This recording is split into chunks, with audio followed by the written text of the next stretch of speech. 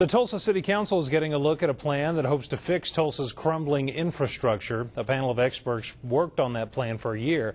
New this evening, News on 6 reporter Chris Wright has more on their recommendations, how you could be affected, and how Tulsa could save some of your tax dollars. Chris? Craig, this committee faced a pretty tough task: come up with improvements for Tulsa's infamous infrastructure without breaking the bank. Cost efficiency is the term often mentioned throughout the Transportation Advisory Board's report.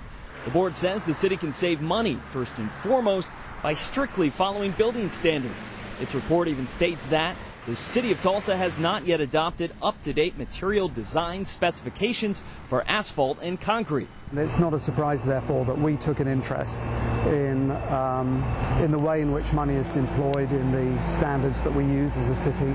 Jamie Jameson is one of 5 committee members who wrote the report. He says there are other ways the city can make improvements while saving money. They include performing construction work at night and selling the naming rights to bridges and streets.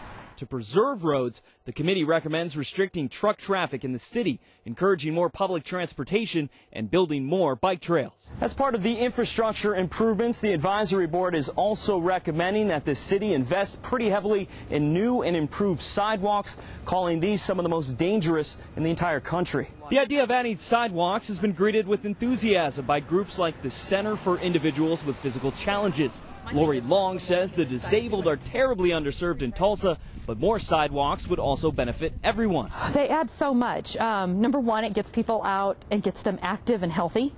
Number two, it is for many people their primary mode of transportation. The Transportation Advisory Board says it listened to the concerns of groups like the Center while writing the report. Whether or not its recommendations will ever be implemented is now up to the city. One huge advantage for Tulsa, says this Transportation Advisory Board, is the capacity of its roads. It says the current road system can actually handle the traffic of a city with twice the population of Tulsa. Chris Wright, the News on 6.